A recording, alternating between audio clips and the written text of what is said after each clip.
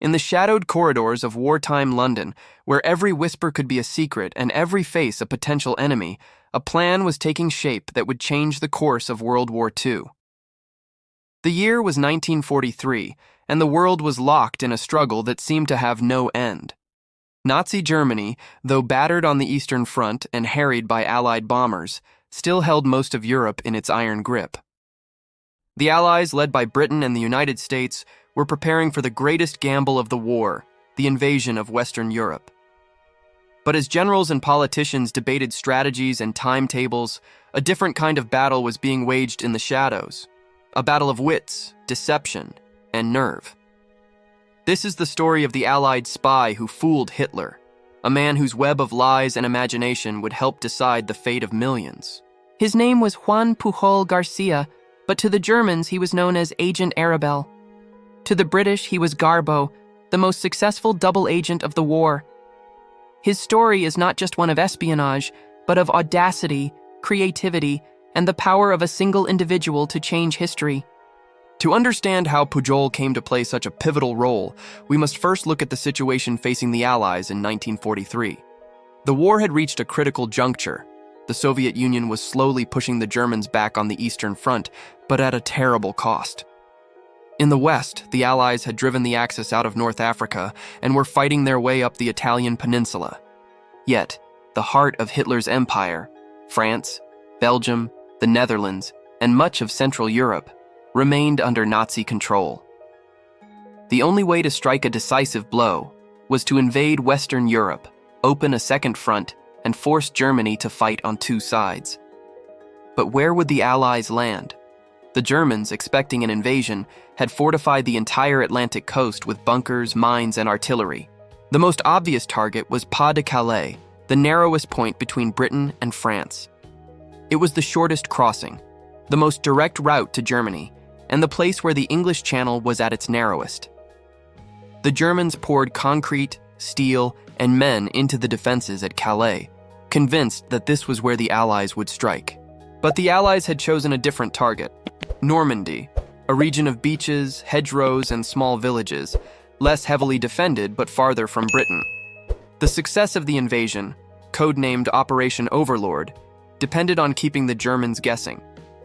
If Hitler and his generals believed the main attack would come at Calais, they would hold their best troops in reserve, giving the Allies a chance to establish a beachhead in Normandy. If the deception failed, the invasion could end in disaster, with tens of thousands of men killed or captured on the beaches. To pull off this deception, the Allies launched Operation Fortitude, a vast and intricate plan to convince the Germans that Calais, not Normandy, was the true objective. Fortitude involved fake armies, dummy tanks, false radio traffic, and a network of double agents feeding misinformation to the enemy. At the heart of this web was Juan Pujol García, a man whose journey to becoming the most important spy of the war was as unlikely as it was extraordinary. Pujol was born in Barcelona, Spain in 1912. He grew up in a country torn by civil war and political upheaval, witnessing firsthand the dangers of extremism and dictatorship. By the time World War II broke out, Pujol had developed a deep hatred of fascism and a desire to do something, anything, to fight against it.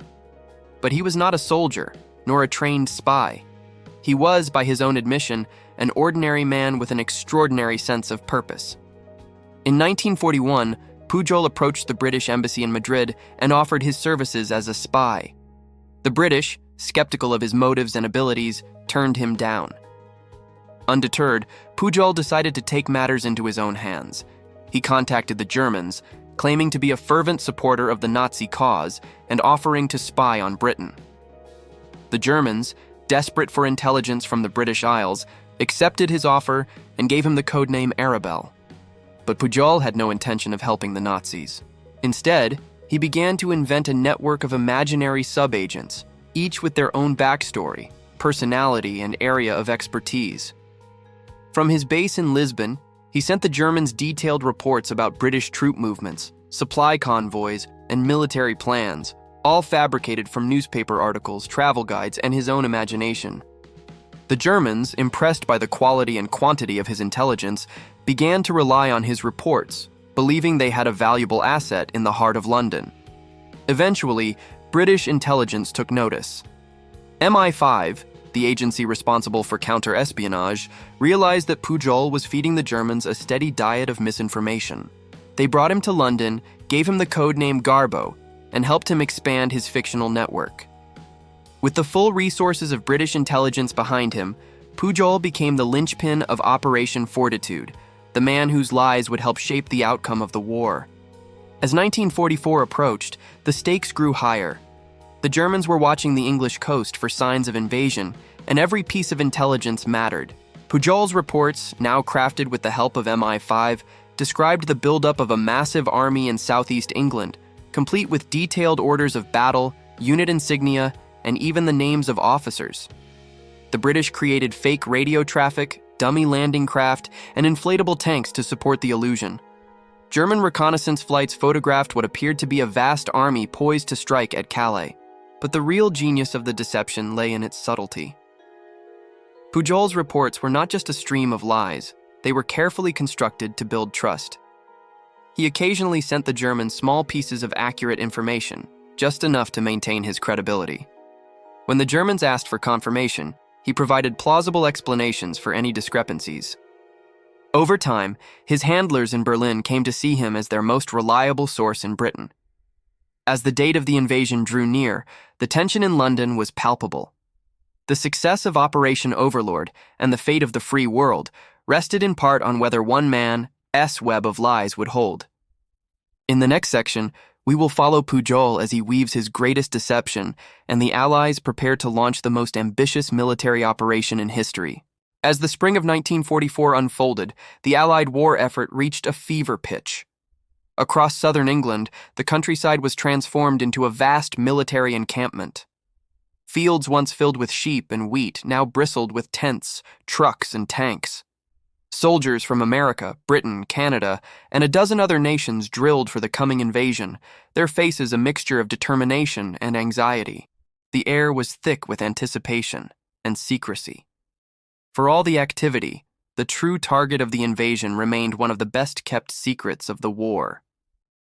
In the midst of this whirlwind, Juan Pujol García, Agent Garbo, was hard at work, spinning a web of deception that would ensnare the highest levels of the Nazi regime. With the help of his MI5 handlers, Pujol expanded his fictional network to more than 24 imaginary sub-agents. Each had a name, a background, and a specific area of responsibility. There was the Welsh nationalist who reported on troop morale, the dock worker who watched for convoys, the civil servant who overheard officers in London clubs. Pujol's reports were masterpieces of detail, blending fact and fiction so seamlessly that even the most skeptical German intelligence officers were convinced. The Germans, for their part, were desperate for reliable information. The Abwehr, Germany's military intelligence service, had suffered a string of humiliating failures. Many of their agents in Britain had been captured or turned into double agents. The Gestapo, ever suspicious, distrusted even their own operatives. In this climate of paranoia, Pujol's steady stream of reports stood out as a beacon of reliability. His handlers in Madrid and Berlin praised his dedication, sending him money, praise, and even a medal for his service to the Reich. But Pujol's greatest achievement was not just in the volume of his reports, but in their timing and content. As the Allies prepared for D-Day, he began to feed the Germans a carefully crafted narrative that the main Allied force was gathering in southeast England, poised to strike at Pas de Calais. He described the buildup of the 1st U.S. Army Group, supposedly under the command of General George Patton, the Allies' most aggressive and celebrated field commander. He reported on the arrival of new divisions, the construction of airfields, and the stockpiling of supplies, all of it designed to reinforce the illusion that Calais was the true target. To support this deception, the Allies went to extraordinary lengths. Operation Quicksilver, a sub-plan of Fortitude, created an entire fake army on paper. Inflatable tanks and trucks were positioned in open fields, visible to German reconnaissance aircraft. Wooden planes and dummy landing craft lined the coast. Radio operators sent streams of fake messages, simulating the chatter of a massive military force. Even the local press was subtly manipulated, with stories about troop movements and training exercises planted to be picked up by German spies. the effect was electric. In Berlin, Hitler and his generals pored over maps and reports, convinced that the Allies would strike at Calais. The German 15th Army, the best equipped and most experienced formation in the West, was stationed in the region, ready to repel the invasion. The formidable Atlantic Wall, a network of bunkers, gun emplacements, and obstacles, was strongest at Calais. Normandy, by contrast, was lightly defended, considered by many in the German high command to be an unlikely target. Yet the deception was not without risk. The Germans were not fools, and some officers in the field began to suspect that something was amiss. Reports from the French resistance, aerial reconnaissance, and even intercepted Allied communications hinted at unusual activity in Normandy. But each time doubts arose, Pujol's reports and those of other double agents reassured Berlin that Calais remained the true objective. The Germans, caught between conflicting sources and their own preconceptions, chose to believe what they most feared, that the Allies would strike where they were strongest. As D-Day approached, the tension reached a breaking point. In the early hours of June 6, 1944, Allied paratroopers began landing behind enemy lines in Normandy.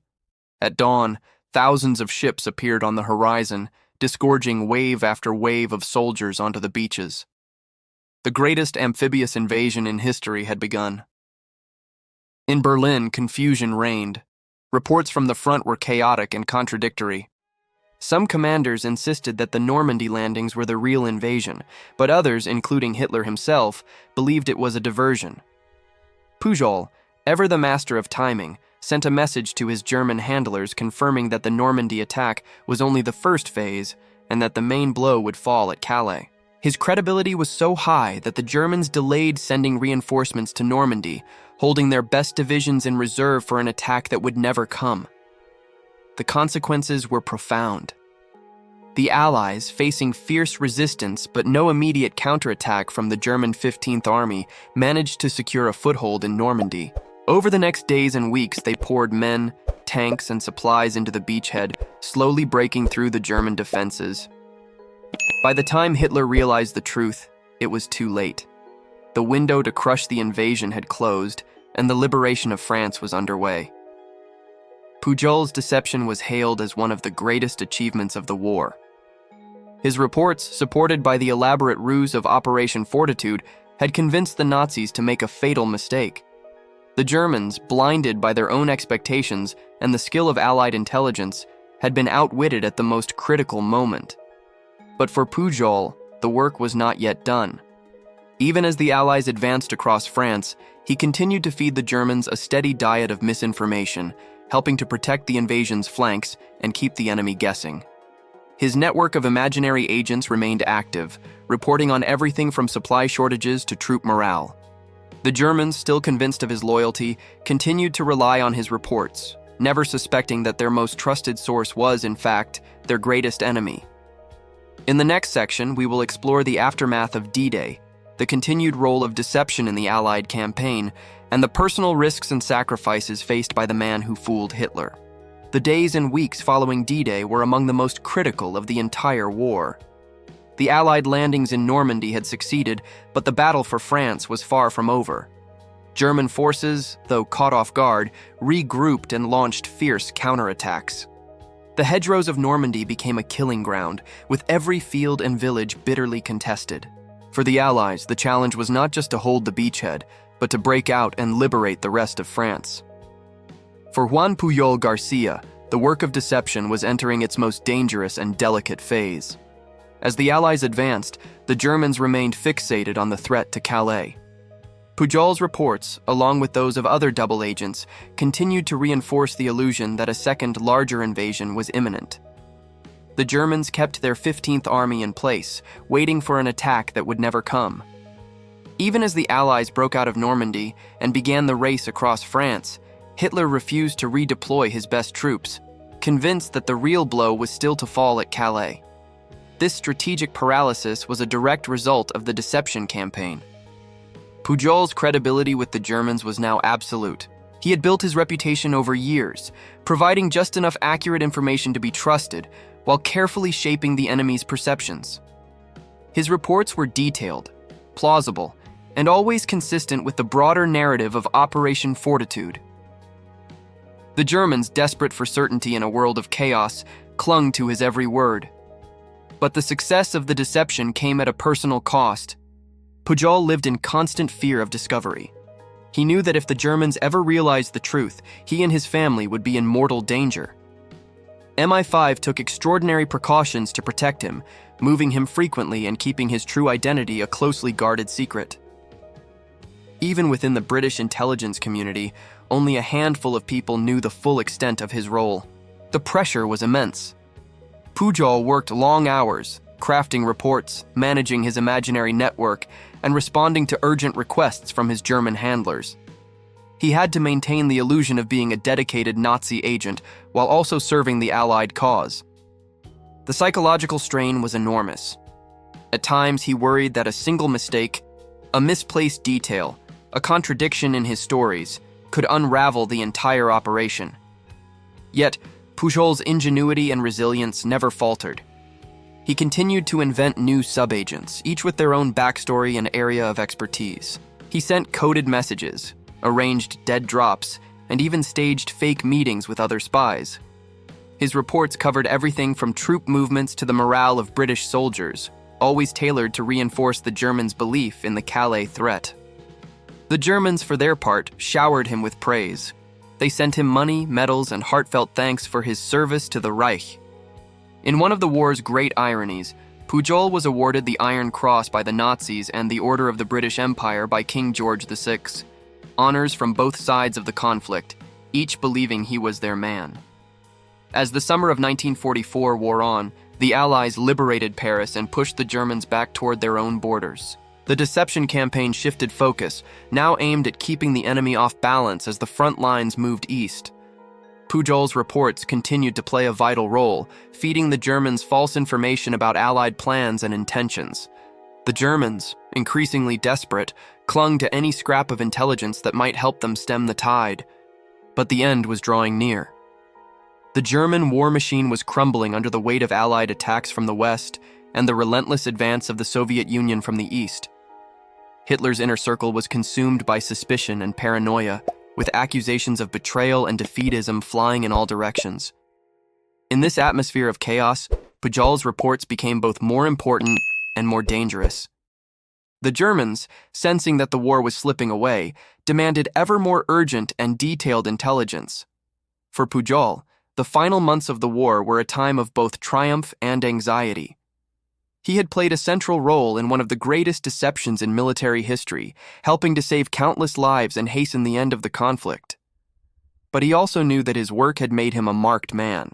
If the Nazis discovered his true allegiance, they would stop at nothing to exact revenge.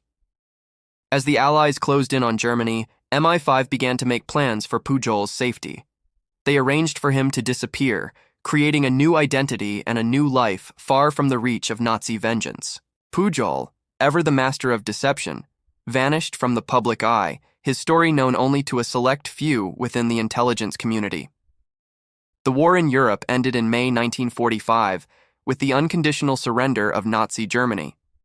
The world celebrated the defeat of fascism and the restoration of peace. But the story of the Allied spy who fooled Hitler remained a closely guarded secret, hidden in the classified files of MI5 and the memories of those who had worked with him. In the next section, we will follow Pujol's life after the war, the efforts to keep his identity hidden, and the eventual revelation of his extraordinary role in the greatest deception of World War II. With the guns of Europe finally falling silent in May 1945, the world began to take stock of the devastation and the sacrifices that had brought about victory. For most, the end of the war meant a return to family, to rebuilding, and to the hope of a more peaceful future. But for Juan Pujol García, the man who had fooled Hitler and helped shape the outcome of the conflict, the end of the war marked the beginning of a new and uncertain chapter, one defined by secrecy, reinvention, and the lingering shadows of the world he had helped to deceive. The British intelligence services, acutely aware of the danger Pujol faced, moved quickly to protect him. The Nazis, though defeated, still had sympathizers and agents scattered across Europe and beyond. The risk of retribution was real. MI5 orchestrated an elaborate plan to fake Pujol's death. In the official records, he was listed as having died of malaria in Angola in 1949. In reality, Pujol and his family were quietly relocated, first to Africa and then to Venezuela, where he would live under a new identity for decades. For years, Pujol's story remained one of the best-kept secrets of the war. The details of Operation Fortitude, the network of double agents, and the full extent of the deception campaign were all classified, locked away in government archives. Even among those who had worked with him, few knew the true scale of his achievements. Pujol himself lived a quiet life, running a small bookshop and later a language school, far from the intrigue and danger of wartime Europe. Yet, the legacy of his work continued to shape the post-war world. The success of Operation Fortitude became a case study in military academies and intelligence circles, a model of how deception, creativity, and psychological insight could achieve what brute force alone could not. The techniques pioneered by Pujol and his handlers, building trust, blending truth with fiction, exploiting the enemy's assumptions, became standard practice in the world of espionage. In the years that followed, the story of the Allied spy who fooled Hitler began to emerge, piece by piece. Historians, journalists, and former intelligence officers started to dig into the classified files, uncovering the details of the deception campaign. The release of official documents in the 1970s and 1980s revealed the central role played by Pujol and his imaginary network. The world learned how a single man, armed with little more than his wits and a gift for storytelling, had helped to mislead the most powerful military machine of the age. Pujol's reemergence into public life was as unexpected as his wartime exploits.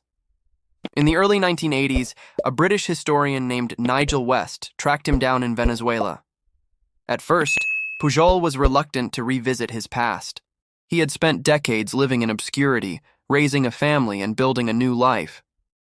But as the story of Operation Fortitude gained international attention, he agreed to return to Britain and share his experiences. His visit was marked by a mixture of celebration and reflection. Pujol was honored by the British government, feted by military historians, and interviewed by journalists from around the world. He visited the beaches of Normandy, where the success of the D-Day landings had been secured in part by his deception. For many, it was a moment of closure, a chance to recognize the quiet heroism of a man who had risked everything for a cause he believed in. Yet Pujol remained humble about his achievements. He insisted that he was not a hero, but simply a man who had done what he thought was right. He spoke of the fear and uncertainty that had haunted him during the war, the constant pressure to maintain his cover, and the knowledge that a single mistake could have cost him his life. He paid tribute to the many others, intelligence officers, code breakers, resistance fighters, who had played their part in the victory.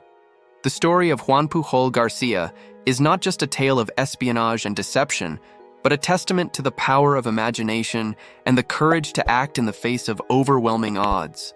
His life after the war was marked by a quiet dignity, a refusal to seek the spotlight, and a deep sense of gratitude for the chance to have made a difference. As the decades passed, Pujol's legacy grew. Books, documentaries, and films recounted his exploits, bringing his story to new generations. He became a symbol of the hidden war, the battle fought not with guns and tanks, but with words, ideas, and the subtle art of persuasion. His example inspired countless others in the world of intelligence and beyond, a reminder that sometimes the greatest victories are won not on the battlefield but in the shadows. In the next and final section, we will reflect on the enduring impact of Pujol's deception, the lessons it holds for our own time, and the remarkable truth that one man's imagination can change the course of history. The story of Juan Pujol García, the Allied spy who fooled Hitler, is more than just a remarkable episode in the annals of World War II. It is a lesson in the power of human ingenuity, the importance of trust, and the unpredictable ways in which history can be shaped by the actions of a single individual. As the decades have passed, the impact of Pujol's deception has only grown clearer, offering insights not just into the past, but into the challenges and opportunities of the present. Operation Fortitude, the grand deception that Pujol helped orchestrate, is now recognized as one of the most successful intelligence operations in history. Military strategists and historians continue to study its methods, marveling at the way it combined psychological insight, technical innovation, and sheer audacity. The operation's success was not just a matter of clever tricks or lucky breaks, it was the result of careful planning, relentless attention to detail, and the willingness to take risks. Pujol's role was central, but he was also part of a larger team. Men and women who understood that victory in war often depends as much on what the enemy believes as on what actually happens on the battlefield. The lessons of fortitude have been applied in countless conflicts since 1945. From the Cold War to the present day, intelligence agencies have drawn on its principles to mislead, confuse, and outmaneuver their adversaries. The art of deception, of blending truth with fiction, of exploiting the enemy's assumptions, of creating a reality that exists only in the mind, remains as relevant as ever. In an age of information warfare, cyber attacks, and disinformation campaigns, the story of Pujol is a reminder that the most powerful weapon is often the one the enemy never sees. But the legacy of Pujol's deception is not just a matter of military strategy. It is also a story about the human spirit, the capacity for creativity, resilience, and moral courage. Pujol was not a professional spy or a trained soldier. He was an ordinary man who saw the dangers of fascism and decided to act. His success was rooted in his ability to imagine, to empathize, and to adapt. He built trust with his handlers on both sides, maintained his composure under immense pressure, and never lost sight of the larger goal, to help bring an end to a war that had claimed millions of lives. In the years since his story became public, Pujol has been celebrated as a hero, a master of deception, and a symbol of the hidden war. Yet he remained modest about his achievements, insisting that he was simply doing his duty. He spoke often of the fear and uncertainty that accompanied his work, the constant risk of exposure, and the burden of knowing that so many lives depended on his ability to maintain the illusion. His humility, his sense of responsibility, and his commitment to the cause set him apart. Not just as a spy, but as a human being. The world has changed dramatically since the days of World War II, but the challenges of deception, trust, and truth remain. In an era of rapid technological change, where information can be manipulated and reality itself can be called into question, the story of Juan Pujol García offers a powerful reminder of the need for vigilance, integrity, and critical thinking. It is a call to remember that the most important battles are often fought not with weapons, but with ideas. As we look back on the life of the Allied spy who fooled Hitler, we are reminded that history is not just the story of great leaders and epic battles, but of individuals who, through courage and imagination, can change the course of events. Pujol's legacy endures in the lessons he taught, the lives he saved, and the world he helped to shape. His story is a testament to the enduring power of the human mind, and to the truth that, even in the darkest times, one person can make all the difference. If you found this story inspiring, consider sharing it with others. The tale of Juan Pujol García is not just a chapter in the history of World War II. It is a story for all times, a reminder that the greatest victories are often won in the shadows by those who dare to imagine a different world.